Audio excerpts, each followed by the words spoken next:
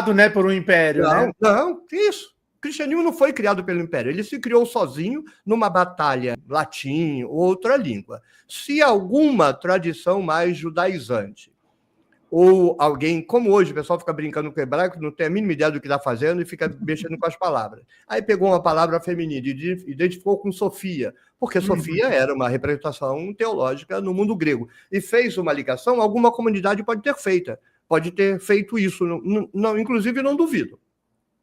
Não havia nenhuma necessidade, porque essas populações tinham deusas a dar com pau.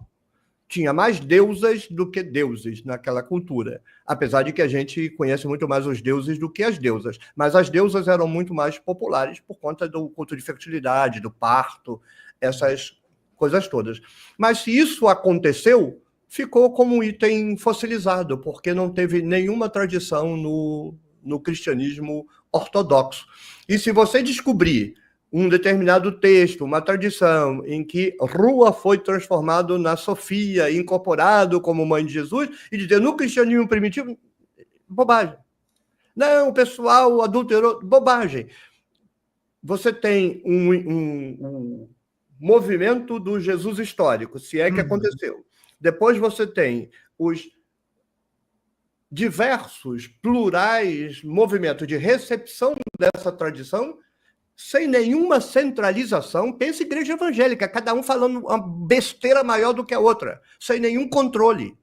E sem nenhum controle e sem nenhuma possibilidade de saber o que o outro está fazendo, como hoje, comunidades distantes. Começam a desenvolver tradições, juntando o que está recebendo dos judeus, dos cristãos que trazem Jesus, juntando com o folclore, com a teologia, com a prática religiosa que eles praticam aqui.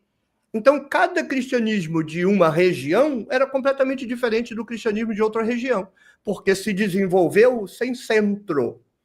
Só vai haver um centro depois de 381, século IV. Outro dia, na live, eu falei isso. Gente, 300 anos. Há 300 anos não existia testemunho de Jeová. Há 300 anos não existia no Brasil igreja evangélica. 300 anos muda tudo, a história é outra. Não dá para saltar do primeiro século para o quarto século. Não dá para. É quem não pensa historiograficamente, tem uma cabeça simplória demais para lidar com coisa complexa demais. Então, não existe uma doutrina fundamental do cristianismo, esquece. Há uma pluralidade concorrente, uma facção adquire poder. Primeiro, mais organização, uma determinada tradição, por exemplo, nessa corrente vitoriosa do cristianismo, Justino, Irineu, Tertuliano, Justino e Irineu tinham formação clássica grega. Então, eles não eram analfabetos. E depois Tertuliano teve formação para ser advogado do Senado Romano. Ele não tem formação clássica grega, ele tem formação para ser advogado. Por isso que ele vai estabelecer o princípio da autoridade. O Justino vai dizer, alegoria, tem que alegorizar o Antigo Testamento. O Justino brigava com Marcião. Então, essa pedra, até hoje, todo evangélico alegoriza o Novo Testamento, o Antigo Testamento, todo, sem nenhuma exceção. Aí vem o Ireneu e fala, a tradição que é importante. Por quê? Porque se você alegoriza, alegoria, você alegoriza do jeito que quiser. Só que essa tradição vai dizer, você alegoriza, mas tem que ser a nossa alegoria. O que os outros vão fazer? Uma vez eu dei uma banana na época que eu era pregador, né? Eu era pregador e dei uma banana. Sabe aquele sinal de banana? Eu aprendi aquilo de minha avó, não tinha nenhum sentido fálico. Aí, uma vez, num culto, eu fiz esse sinal, aí um diácono na porta falou, você não deve fazer esse sinal é feio. Como assim feio? Vovó que me ensinou a fazer isso. E aí, então, mas as outras comunidades davam banana para essa, porque não tinha poder nenhum. É como hoje, o assembleiano acusando o Batista não quer nem saber do assembleiano. Quando esta facção vai ganhar poder romano, espada, ela acaba com todas as outras. Mas se você retroprojeta a centralização para o início, você está falsificando a história. Não aconteceu assim. Digamos que hoje, no Brasil, esse monte de igreja evangélica, que se você cobre é circo, se você mura é manicômio. Uma dessas vai para Brasília, vira um presidente teocrático Sim. doido, como a gente tem, candidato, e aí faz uma lei acabando com todas as igrejas outras que não seja dele. Aí você espera 100 anos. Quando você olhar para trás, você vai achar que essa única igreja que sobreviveu explica o início? Não. O início é plural, o início não tem centro, o início não tem cabeça. Praticamente, você teria que estudar comunidade a comunidade, porque cada comunidade é diferente das outras. Não tem as mesmas doutrinas, não tem os mesmos dogmas, eventualmente nem os mesmos textos. Na verdade, não tem texto nenhum, porque os textos são do final do primeiro século, e olhe lá, do segundo século e às vezes até do terceiro. Então, quando houve a centralização, o cristianismo já estava pronto. Ele não é a soma de todas as igrejas, ele é essa tradição normativa. E nem criado, né, por um império, não, né? Não, isso. O cristianismo não foi criado pelo império, ele se criou sozinho numa batalha de pluralidade, com méritos, com valores, mas só superou as demais quando virou império. Então, sem o império, essa tradição Irineu, Justino, Irineu, Tertuliano, não ia se tornar hegemônica. Ela se tornou hegemônica porque o império deu respaldo a ela, mas ela já estava pronta. O Novo Testamento já estava pronto, as doutrinas já estavam prontas, e a gente nem pode dizer que o Império Romano decidiu que Jesus era Deus, porque foi decidido antes da igreja ser religião imperial. A igreja só virou religião imperial em 381, o edito de Teodósio, e 325, Jesus virou Deus, né? Oficialmente, porque ele já era Deus. Né? Já era. Já tinha sido divinizado por gregos politeístas antes. Exatamente. A gente teria que, primeiro, pegar uma religião em que um homem vira Deus. Era comum. Zeus, Hermes, Hércules.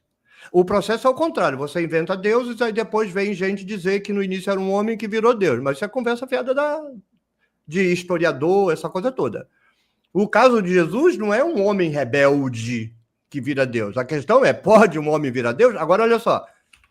Os imperadores romanos, eles viravam Deus. Os reis do passado eram representação divina. E você tinha diferentes modelos. Alguns mais abusados, outros mais recatados. O faraó egípcio era Deus. Uhum. Ele não é divinizado, ele é Deus. Uhum. Um Deus, obviamente, porque é uma sociedade politeísta. Na Babilônia, o imperador era a estátua do Deus. A palavra é Tsalmu. É a mesma palavra de Gênesis 1, que diz que o Adam é a Tselem de Elohim. Ou seja, o Adam é a estátua de Elohim. Por isso, o Adam de Gênesis 1, para mim, é o rei. Então, quem olhasse para Nabucodonosor, não é que estava vendo o Deus. É como um católico que olha para Santo Antônio, mas só um evangélico cabeça de pinico que acha que Santo Antônio é a estatuazinha. Não, Santo Antônio está lá no céu, a estatuazinha representa. Essa era a posição no Império Babilônico. O rei é a estátua, a representação, a presentificação do Deus, mas não é o Deus, é só a representação. Nas tradições judaítas, o rei era filho de Deus. Olha o Salmo 2, né? Uhum. No dia da coroação, ele é declarado filho de Deus. No Império Romano, tinha um processo muito engraçado, porque o sujeito não é Deus. Quando ele morre, ele pode ou não virar Deus. O que tem que acontecer para ele virar Deus? Ele tem que subir ao céu e tem que ter testemunha ocular disso. Tinha fila no Senado romano de cidadão romano que jurava por Deus, a mãe mortinha, que viu o imperador subir ao céu. Aí ele era declarado imperador. Nas fontes que eu li, nos livros de história do cristianismo, só 2 imperadores não foram divinizados, Nero e Calígula. O resto, tudo virou Deus. Por que inventaram? Porque isso é mentira. Sim. Por que inventaram que Jesus subiu para o céu? Porque você está vendendo um terrorista para o romano, aí o romano fala, o que o seu Deus aí tem? Ah, ele cura. Tá, nós também temos Deus que cura. Ah, ele abençoa. Ah, mas a gente também tem que abençoar. E os nossos sobem para o céu. Aí que você volta, aí amanhã você vai vender Jesus de novo. O que você tem? Ah, eu tenho um Jesus que subiu para o céu. Pronto, já fica parecidinho com... No início, se vocês lerem o livro de Justino, Diálogo com Trifão, Justino se ajoelha, implora para o imperador para aceitar que a religião cristã não é coisa de doido, porque ela é igualzinha à religião romana e grega. Uhum. Ele está implorando para o império aceitar eles. Olha só, a nossa religião é igual a de vocês. A gente tem Deus que ressuscita, vocês têm Deus que ressuscita. A gente tem Deus que sobe para o céu, vocês têm Deus que sobe. É tudo igual, aceita a gente. Hoje, os celerados, boca de caçapa, ficam falando que o cristianismo não é para estar no mundo. Se é do mundo é ruim, menos o dinheiro. O dinheiro do mundo, todo pastor não quer. É? Música do mundo, não pode. Dinheiro do mundo, manda! Não é? Estava implorando para ser aceita Sim. como parte do império. Então, já mete Jesus como Sim. alguém que subiu para o céu.